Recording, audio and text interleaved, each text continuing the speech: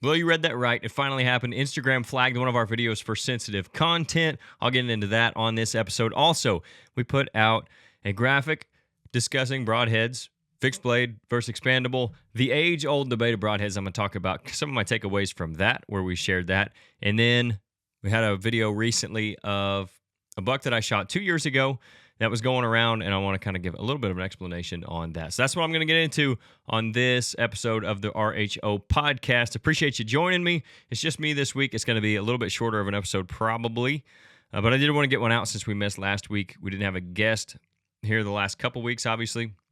Just me today. We didn't have one last week, so going to try to start getting some more guys on board. As I've said before, scheduling's super difficult, especially, we're trying to get guys that are interesting, we can have good conversation with, and those kind of people are busy, and we're busy too. So schedules don't always line up. We got some people in the works. We got some stuff going on, so stay tuned for that. Make sure you're subscribed if you're on YouTube. Follow us on Apple Podcasts or Spotify if that's where you like to listen. That way you'll know when those come out. But like I said, I'm going to get into the Instagram stuff today, the broadhead debate, and then that buck video that we just recently shared. I'm going to start with the broadhead debate. And this is one that we haven't really tackled a whole lot on the podcast just because it's something that's so much, in my opinion, personal preference. And it can make, it's kind of like politics. You're going to make half the people mad and half the people happy, no matter which side of it you fall on. And I've had a lot of different experiences with each kind of broadhead, but I'll get into that. The reason I wanted to talk about it is because I thought, why not? It's the off season, get people thinking about hunting. Posted a graphic on Facebook and Instagram, did really well on Facebook as far as interactions and comments and stuff go. Just asking that, which do you prefer? Do you prefer fixed blades or expandables? And literally one of the first comments I got was a guy said, why even start this? And I replied to him, I said, people have a right to their own opinion. They don't have to be jerks about it and argue. And to my surprise, because online we know how that goes sometimes, people were respectful for the most part. I think there were probably a couple guys on there that were kind of being donkeys, but other than that, it was pretty good civil conversation when there was conversation, or guys just commenting, hey, this is what I like because of this. This is what I like because of that. Haven't really dove into the exact numbers on it, and I might do that still. So this is as far as how many guys said fixed blade, how many guys said mechanicals, and I might do that at some point just to see. But it feels like this is just going to be kind of my takeaways from a broad observation. It feels like it was fairly split. So half the people seem like they like fixed blade, half the people seem like they like mechanicals, which is kind of what I expected. I didn't really figure it would go hardcore one way or the other. If I had a lean, I would have guessed that more people were on the mechanicals than the fixed blades. But I think a certain demographic swayed that, and I'll talk about that here in just a second. But for the most part, some guys are just going to post fixed or mechanical, which is fine. That's what I was asking. But other guys would give their reasoning, right? And there was a lot of good reasons on both sides, and it's just what you would think. It's some stuff that we've discussed before even. But with the fixed blade, it's not going to fail, right? That's why a lot of guys shoot fixed blade, because it's simple. It's not going to fail. Kind of what I've always said about it is you're always going to have some blood with a fixed blade. It may not be a ton. It might be just a little bit, but you're always going to have some blood. With a mechanical, you might have just buckets of it. And you could get that with a fixed blade too if you hit an artery, a heart shot, of course. But with a mechanical, sometimes you can get just buckets of blood. But other times, if you have a failure or something, you might not get any blood, right? And obviously, there's exceptions to both of those. But that's just kind of a way I've kind of described it as far as the consistency of the broadhead. And I think a lot of guys echoed that as far as what they thought of fixed blades. That was a lot of the guys' reason. They want to know that thing's open when it leaves their bow, and it's going to do what it's supposed to do. It's not going to cut a giant hole like a mechanical, but it's going to do the job. Also, you have a better chance up front with a fixed blade. You have a better chance farther back with a mechanical, and that was kind of some reason as well. Most of the guys that were on the mechanical side were just what you'd think. They fly better out of the package. A lot of guys, I think, get away from the fixed blades or don't like them because they don't fly right out of their bow, because you have to tune your bow to the fixed blade broadhead. So it's a little more difficult to practice if you don't want to shoot your broadheads into targets all the time, because it's hard to get your field points to fly exactly like your fixed blade. And while your mechanical is still not going to fly exactly like a field point. It's going to be a lot closer, right? Because the profile is different. So it's going to fly a little bit different, especially given if there's any wind or anything like that. But it's going to be a lot closer, a lot easier to tune your bow to it, a lot easier to get accurate quickly.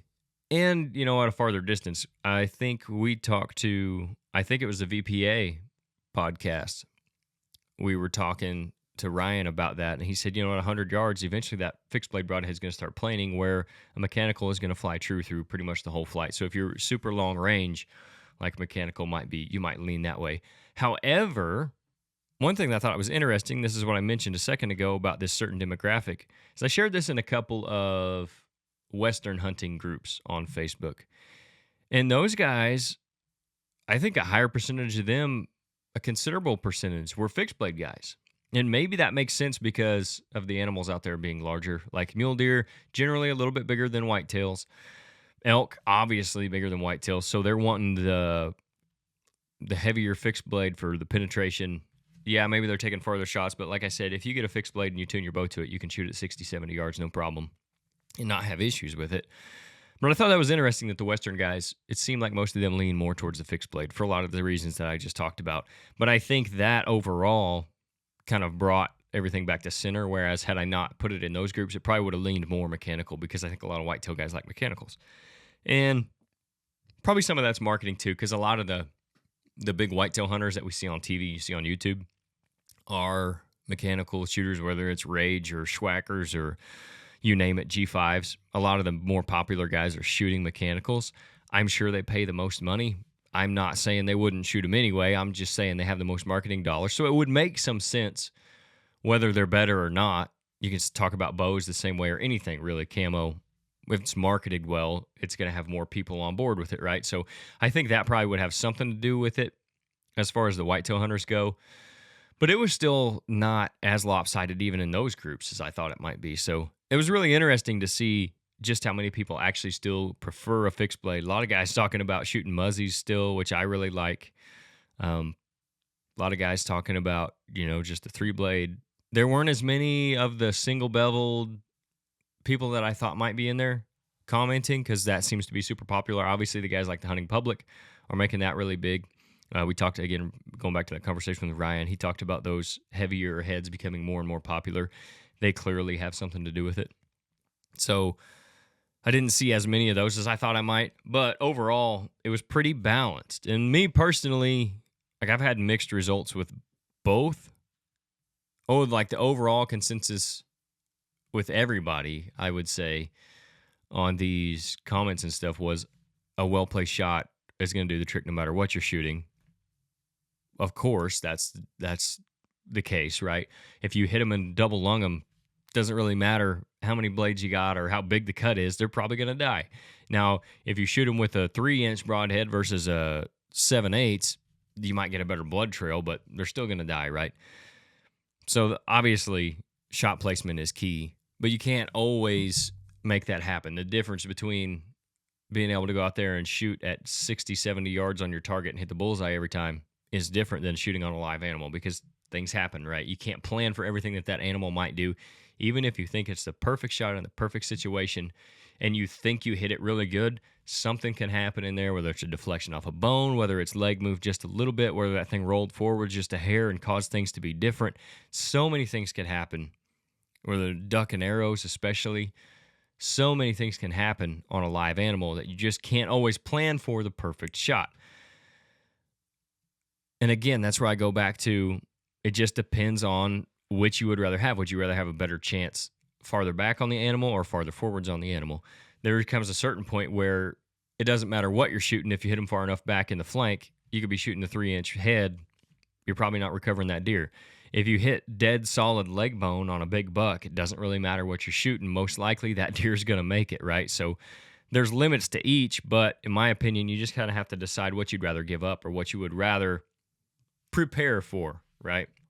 And I've shot a lot of different heads on a lot of different arrow setups, and I've had good and bad with both of them. And that's part of the reason, we've never really got into this debate real heated, just because me personally, I have seen, and I know the other guys have stronger opinions on it than I do, but me personally, with shooting everything from a 2-blade expandable, rear deploying, front deploying, 3-blade expandable, same way, rear or front deploying, different mechanisms, shooting 3-blade, 4-blade, 2-blade, fixed blade broadheads, bleeders, no bleeders. Like, I've shot all that different stuff, lots of different brands, almost any kind of configuration of a broadhead you could try. I've tried it, and I've killed deer with pretty much all of them, and I've lost deer with a lot of them too. I can think of, almost every broadhead I've shot that I've had something go wrong, because you shoot enough, and I'm not like some big deer slayer, but you shoot enough animals that at some point you're going to run into that. And the more you shoot, the more times that's going to happen. You can try to do everything the right way and practice as much as possible and wait till that deer gets to the perfect spot, and you're still going to lose some. Because like I said, it's a live animal. They have a say in it also, right? So with everything that I've shot, I've just had so many mixed results. I've shot deer with fixed blades that have bled like crazy and died in 20 yards. I've shot them with expandables that have done the same thing. And on the flip side of that, I've shot them with both that have not bled much and made it and not died, at least where we recovered them. It's just, and everything in between, right? A little bit of blood and found them, a little bit of blood didn't. All that different kind of stuff I've seen with every type of broadhead I've ever shot. So that's why I don't get into it a whole bunch. But I did think it was interesting, and it was a fun conversation to get out there and get people thinking about hunting and what they're going to do for the upcoming season. And I'll have a little bit more on that here at the end of this too. But the big thing I wanted to talk about on this episode was what I opened with, and that's Instagram flagged one of our videos as sensitive content. So if you follow us on social, and if you don't, check us out, Ridgehunteroutdoors. That's on Instagram and Facebook, the two we use the most. I don't really use X. It's not really friendly for, I shouldn't say not friendly. It's probably the most friendly for like the content. But there's not a lot of hunters that use it. I guess it's just not as big as Instagram and Facebook. It's so much more visual on those two platforms, I guess, and hunting's a visual thing. So that makes sense, I guess. So we use Facebook and Instagram the most. It's Ridgehunteroutdoors. And I had posted a reel on both of those platforms. And you might have saw it. If you do follow us, you probably did see it. It was, there are highlights from our turkey hunts over the past 2 years, which Instagram evidently thought was too violent because, we just kill so many birds, I guess. We're just so great at it. But they flagged it, right? And if you guys have not seen that, basically when you're going through your reels, if ours pops up, if that particular reel pops up, it'll have like an eyeball with a cross through it, and it'll say this video has been hidden due to potential sensitive content or something like that. And then you have to hit whether you actually want to see the reel or just move on. So it's really bad for engagement and views because it doesn't count as a view as soon as it pops up. And a lot of people probably are like, ew, what's this? And they just keep scrolling because they don't even think about it. Well, in reality, it's just a video of us shooting turkeys. I think there's 7 shots, and one of them's a miss, but there's 7 shots in that 30 seconds or something of us killing turkeys. And that was too much for him. It probably didn't help that I put the intro as like a advisory warning saying some gobblers were harmed in the making of this video. And I used that because it was the intro to the compilation video that we put out. So this short was, I made a reel from our YouTube video that we put out, which you guys should also go look at. If you're watching this on YouTube, you can find it easy. But it's Ridgehunteroutdoors on YouTube if you're not watching right now. And I just made a compilation. It's 8 turkey hunts in 10 minutes. So it's every turkey hunt we've been able to film from the last 2 seasons of spring strutting. And I put it all into one 10-minute video. And the beginning of that, I made this warning thing because I thought it was kind of comical. And that's how the video starts. So when I took the reel, there's like this highlight at the beginning of that 10-minute video, and I just made the reel from the beginning of that video. So it has this like advisory warning.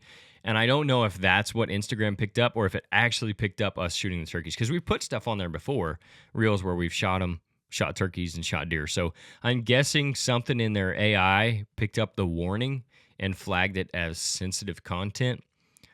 But I look for that stuff to get more and more common. I know it's happened to people already. If they're showing stuff that like they deem too graphic, whether it's the actual shot of the animal or the recovery or the blood trail or something like that, you'll see it get flagged sometimes for being too graphic.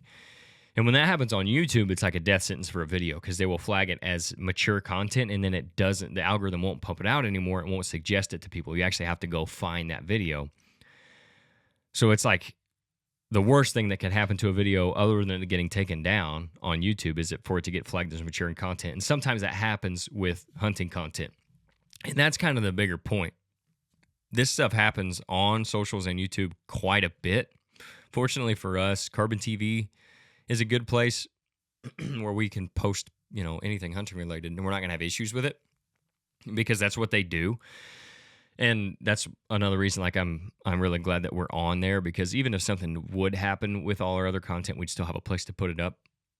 But we do rely on the YouTube and obviously the social media as well for our viewership to be able to keep doing what we're doing, right? Like the camera equipment and the time and the studio equipment and actually being out there and being able to film stuff.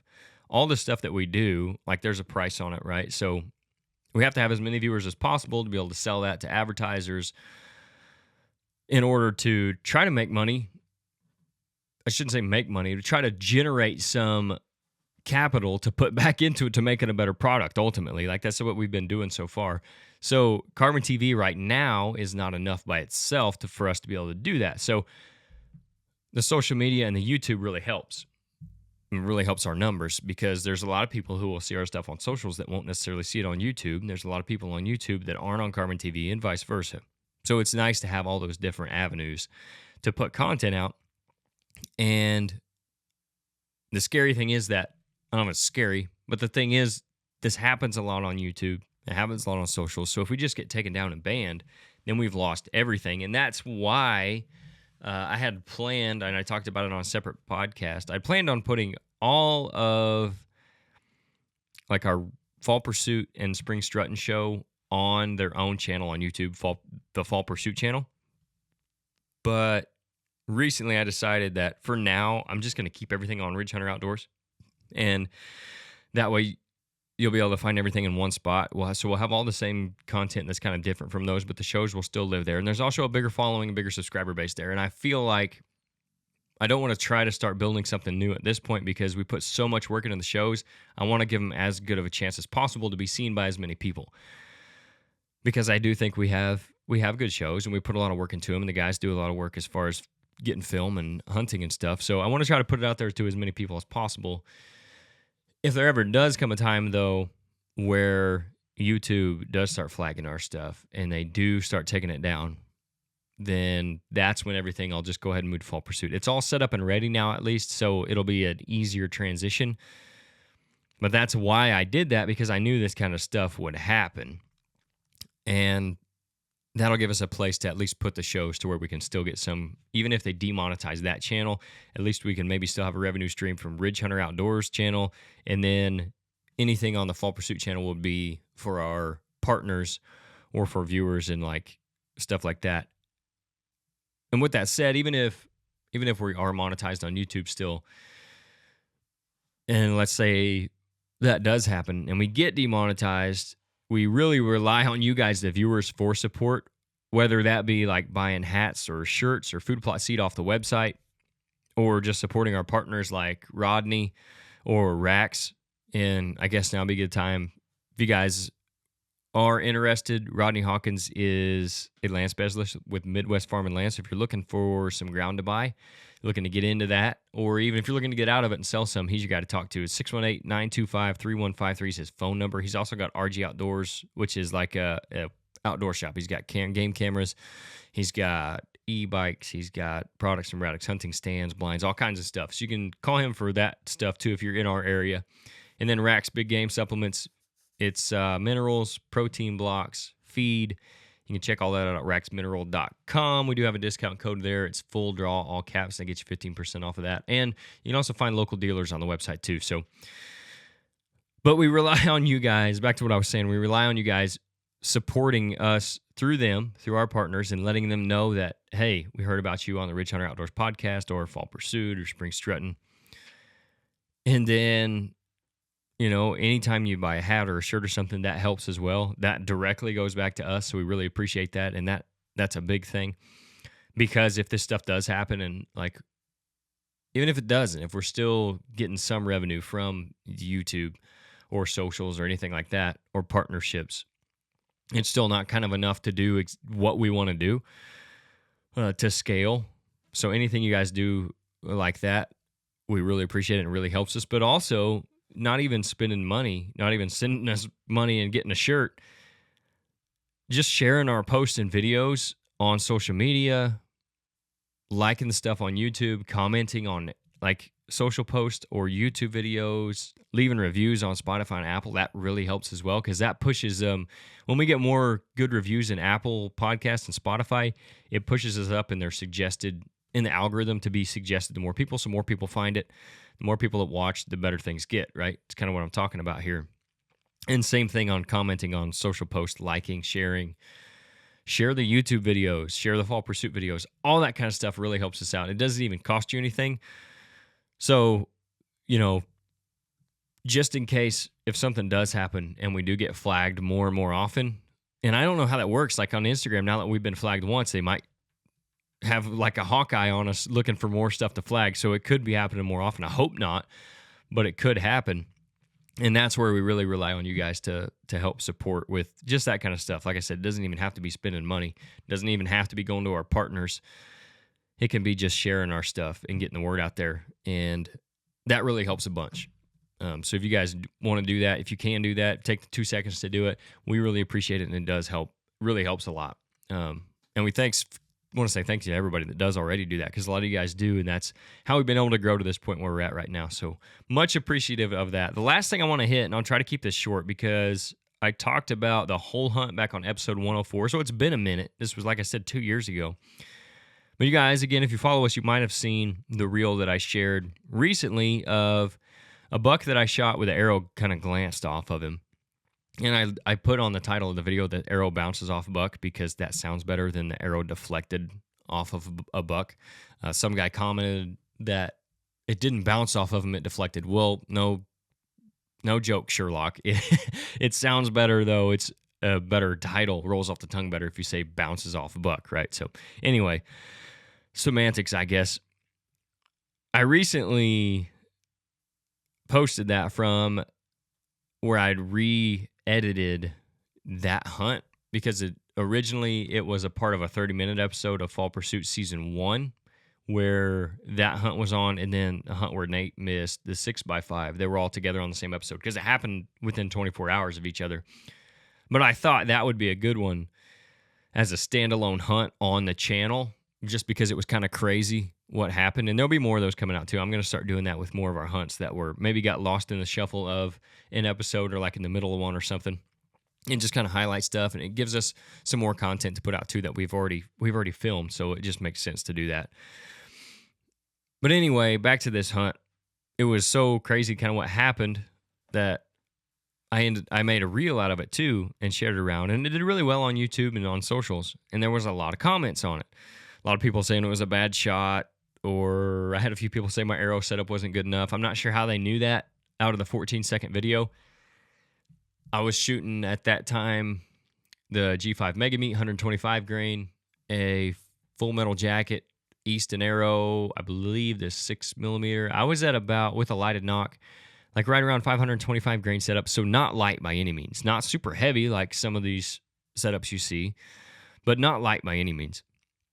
And I'll agree with the people that said it wasn't like the best shot, because it was not the ideal shot. And if you watch the whole video, you can see, and I even say it in that video, if that deer takes 2 more steps, I've got brush in my way, I've got limbs in my way in that tree, and he's just gone forever. Like, that would have been it. I'm in that situation, though, given those same circumstances, I would take the same shot, because I have the confidence that I can make that shot. And I don't feel bad about where I hit that deer, because I still believe that arrow should have buried in him, but something happened, like I was talking about earlier, that you just can't plan for. And whether it caught the backside of his front leg when he kicked it back, whether that broadhead was already open, someone commented that was definitely a possibility. Maybe it was already open partially when it hit him, and it just kind of glanced that thing, kicked it out. Maybe if I'd had a fixed blade, who knows? It might have been different. I'm not sure. But regardless, I would take that same shot again. I don't have to because I cut those limbs out of the way so I can let them get dead broadside down there. But I would definitely shoot the same shot again because, like I said, I'm confident in my ability to take that shot, and I feel like it is an ethical one because the tracker that we had come, he told me when he saw the video of it, he was like, that's one of my favorite angles of an arrow going through a deer because you do get potential of two lungs. You get the front side of one, the back side of the other. But even if you just get one, you're getting lungs, liver, and guts coming out the back side of them. And who knows what it's cutting on the backside, too. There's a lot of arteries that run through there. So it's a absolutely lethal shot if the arrow does go through them. This one, we're not really sure what happened. You can watch the full video to kind of get my thoughts on it and kind of see the results of everything. But ultimately, why I say I would do that again is because my goal out there is to shoot and kill a mature buck. So if I have one in bow range and a shot presents itself that I think is ethical and good odds that I'm going to be able to make that shot and efficiently kill that deer, I'm going to take the shot. I'm not going to let him walk by at 30 yards and then later think, man, what would have happened if I would have tried to shoot that deer? Because that's what I'm out there for. I'm not going to take stupid shots at 85 yards in the wind blowing through some brush because that's all I want to do. No, but if I think it's an ethical shot where I can efficiently kill that deer in a humane way, in the quickest way possible, where I can recover him, I'm going to take the shot, especially on a buck that I'd never seen before and probably would never see again. The neighbors had pictures of him either the night before or that morning. First time they'd seen him. It was the first time I'd ever seen that deer. So it's definitely one that was just in there for the rut. He was on that doe, a bonus buck. We like to call him, like private property guys, you'll hear them talk about that a lot, where they kind of know the bucks on their property, but then you get a bonus buck that shows up in the rut, and it's one you haven't seen before. And those are the best kind to shoot because you can put your tag on them if they're a mature deer, and then your other ones get to grow another year, right? So it was a bonus buck that had come in. He gave me what I felt like was a good enough shot to take, and it just didn't work out. And sometimes that happens. I said it earlier. You can't plan for everything. The animal gets a say in what happens too, especially when you're talking about bow hunting. But 100%, I feel like that was an ethical shot. It's one I would take again. I still to this day can't tell you exactly what happened on the shot and why that arrow didn't go in him and didn't kill him. But it is what it is. I've seen that happen. There's a big famous video of it happening to Michael Waddell at a quartering away shot. Like he shoots. Everybody loves a quartering away. You'll get hate if you shoot him quartering too, obviously. But quartering away, he had the same thing happen. That arrow hit and deflected off that deer, and it didn't end up killing it. And sometimes you don't know what happened. And it doesn't mean you shouldn't take that shot again or it wasn't a good shot. It's just one of those things that's going to happen in bow hunting. So I wanted to kind of hit on that real quick just because it was something that was out there and there was a lot of comments on it. And I do thank everybody for commenting. Even if you're negative or whatever, I appreciate the interaction, and it's fun to do that kind of stuff and be able to share it and have people see what we're out there trying to work hard to bring you guys and hopefully some entertainment. But that's all I got for this week. Again, thanks for the support, watching, subscribing, sharing, all that kind of stuff. It's much, much appreciated. And we will catch you guys on the next one.